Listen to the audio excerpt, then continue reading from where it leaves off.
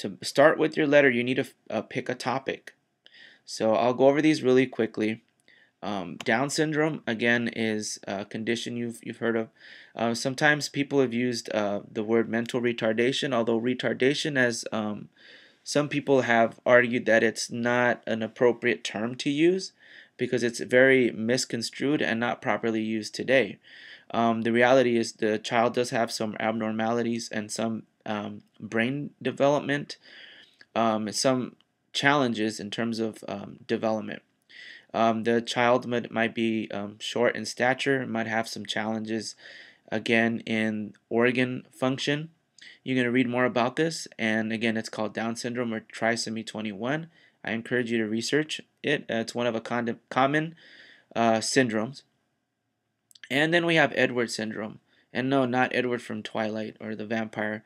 This is Edward syndrome is a different situation where you have 3 chromosome 18s.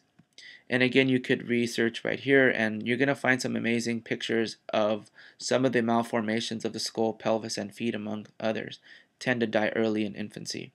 Then we have Patal syndrome. I'm not sure if that's how you pronounce it, but that's how I've pronounced it. And it's, again, an extra chromosome 13. So there's 3 there. And again, abnormal brain function that's very severe. Many facial malformations usually die in early infancy. Then you have Turner syndrome. Again, it's just one X, and in females only missing an X chromosome, they do not develop secondary sex characteristics, usually are infertile. You can learn more about that. Again, all these are interesting. Then there's Klinefelter Syndrome XXY. Some people say that, okay, this is a he, she. That's what people say it is. Male, does it have a penis and a vagina? You find out. That's part of what you're going to do. You're going to learn and see what it is, if that's true, or is that just a myth? Is that just what people say? Interesting one to search. Klinefelter syndrome is what it's called. Next one, we have XYY. Some people say that it's criminal syndrome, that they've done karyotypes and inmates that are in death row, and they find that they have an extra Y chromosome, and that it gives them extra testosterone. A lot of they're very tall, have extra muscles, are very aggressive, and that might possibly lead to criminal behavior. So I don't know. Let's find out if that's myth or if it's actually there's some truth to that. And again, that's XYY syndrome. Triple X syndrome, some people say that that's actually superwoman syndrome. Is that true or is that myth? Find out what it is. Okay, so you just pick one of these, and let's say we find one, and let's find out what we got to do now. So once you find the one you want to do, you can Google it for more information and see if you're interested in it, and let's see what we're going to do next.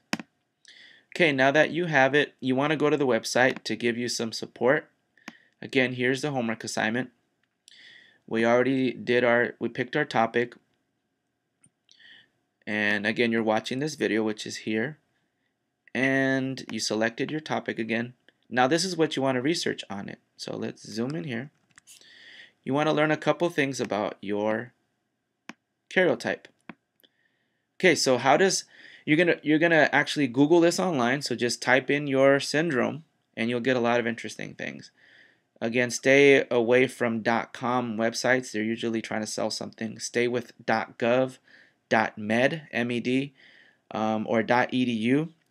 And if you do find a good .com one, just make sure they're not selling a product. And then usually that's how you know it's a good website. So how does someone get this syndrome? That's what you want to find out. Explain the chromosomes that are affected. So maybe the sperm or the egg brought an extra chromosome, and it was, for example, for Patal syndrome, it was the 3rd chromosome on the number 13. So just figure out what is the origin? Where did this start? What caused this syndrome? You'll find that. Number 2, explain the condition, how the person is physically, mentally, socially, and emotionally affected. In other words, what's their life expectancy? Do they die earlier or later? Are they going to have some mental development challenges? In terms of their brain, is it going to function properly? Are there going to be some challenges there? Are they going to be tall, short? Are they going to have normal physical ability? Are they going to be able to have children? So what's going on with their body physiologically or physically? Also emotionally, what do they go through? Socially, are they going to have some challenges being able to interact with others? Think about this. You'll find that as you research. How does this affect their life? Every person here again is a human individual, and they are going to be affected in their life. So really get to that human aspect of it. And this is what I want you to do for part 3. How does it affect their life? What is it like? What's a day like for them? What do they have to go through? What are some challenges? What are some things that are going to annoy them or really get them sad, or maybe cheer them up, or just try to get to that understanding of what their life's going to be like. What medications are there for this syndrome? What treatments are there? Do they have to go to counseling? What physical therapy is given to them so they can to their physical well-being and can be um, improved? Any other interesting facts? I leave that up to you. What else did you find about it that you didn't know or that's important? How common is it? You could also include in there. What are some statistics, some facts about it? All right, and then you're going to find and print out 2 pictures. One picture of the karyotype for someone with this. So if it's XXX syndrome, I want to see that there's 3 X's in that karyotype. Print that picture out, and also get a picture, not of a healthy person, but I should put here the karyotype of a healthy person. So compare those 2. And then next, you're going to find a picture of a person with this syndrome who shows the physical characteristics of the syndrome. For example, for Turner syndrome, you'll see some pictures that they might have a webbed neck. You'll find out what that is in the picture. So make sure you capture a picture, Google a picture or an image that has these characteristics and qualities. So when you do your presentation in class, you can share that. All right, so then you're going to type the letter by using the letter template explained in this video. So let's look at what that letter looks like, and I'll explain it. We'll walk you through it here. Okay, so I'm going to zoom in a little bit here so we can see this document a little bit better. And let's look at our letter. It's going to be really interesting here. By the way, remember you're going for a contest here. I like to make this activity fun, and if you win, I'm going to upload your karyotype letter in Word document so everyone can view it. Again, there's about 800, 900 followers of our page. And it's going to soon expand to thousands around the nation, so I want them to see what you have. And also the winning karyotype, we're actually going to record. I'm going to record you with a professional microphone.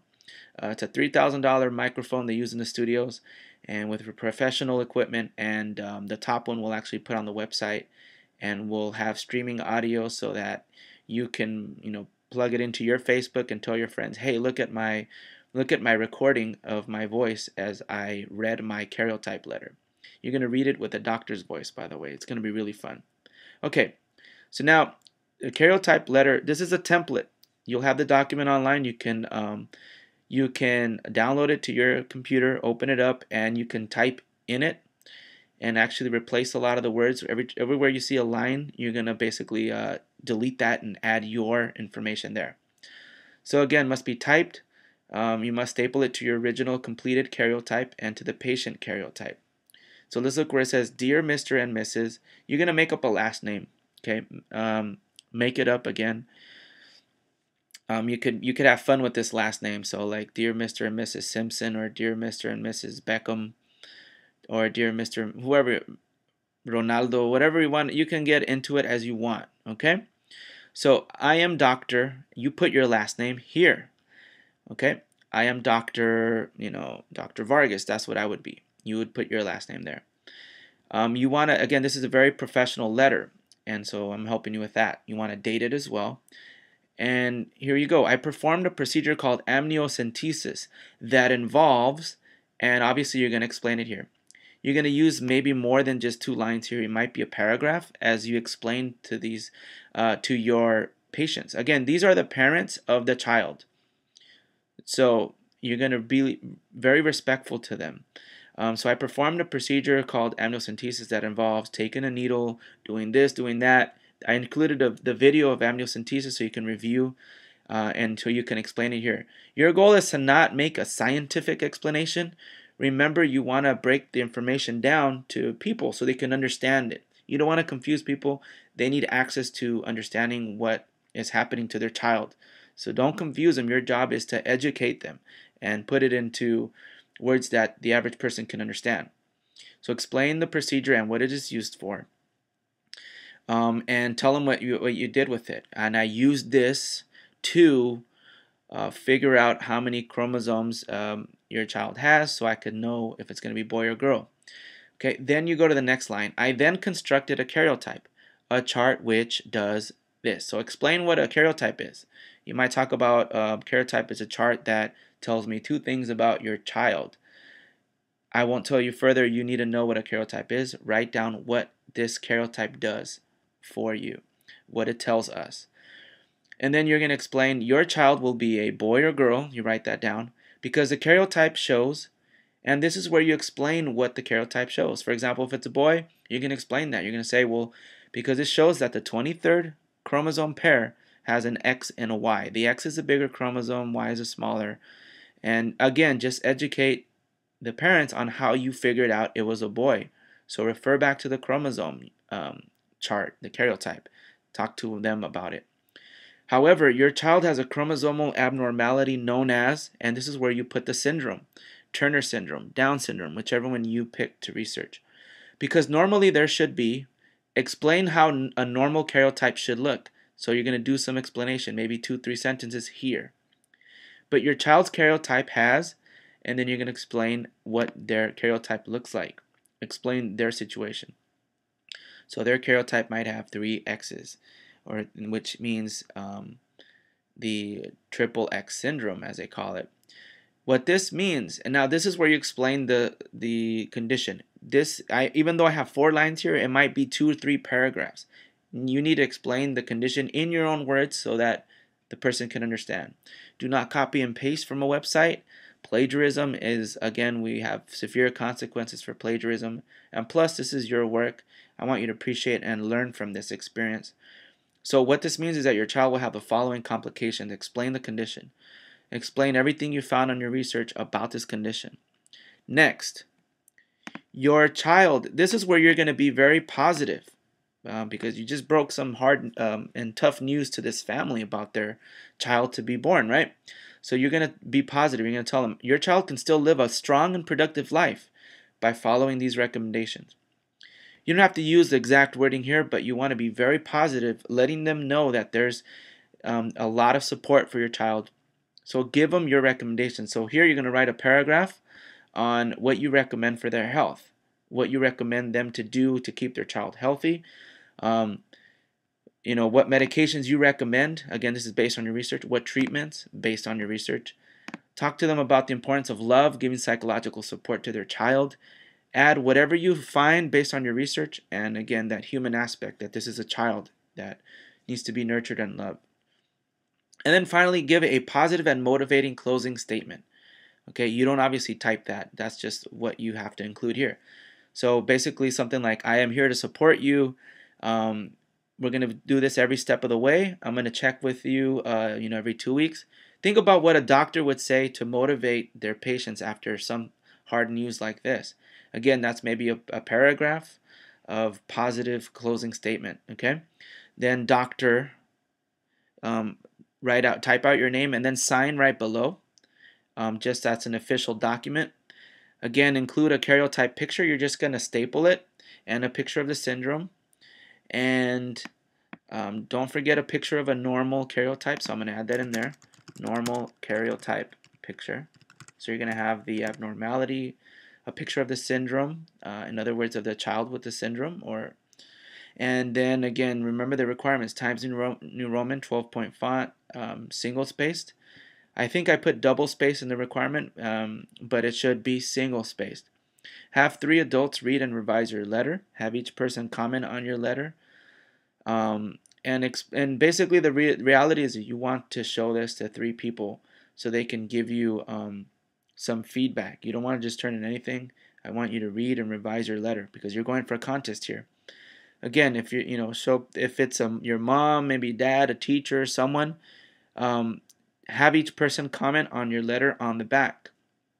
Okay, so, and have them add their signature and explain their relationship to you. Is it your mom, your dad, your teacher, sibling, or brother, whatever? Put that in there. So that's the karyotype assignment, and enjoy.